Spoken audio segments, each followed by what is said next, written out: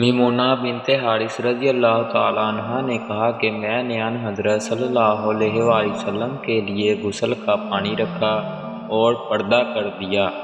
آپ نے پہلے غسل میں اپنے ہاتھ پر پانی ڈالا اور اسے 1 یا 2 بار دھویا۔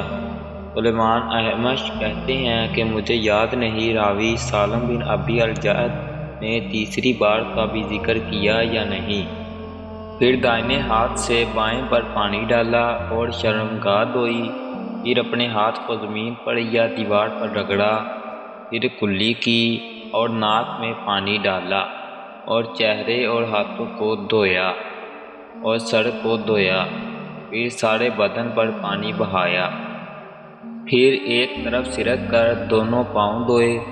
بعد میں نے ایک کپڑا دیا تو آپ نے اپنے ہاتھ سے اشارہ کیا اس طرح کہ اسے ہٹاؤ، اور آپ نے اس کپڑے کا ارادہ نہیں فرمایا۔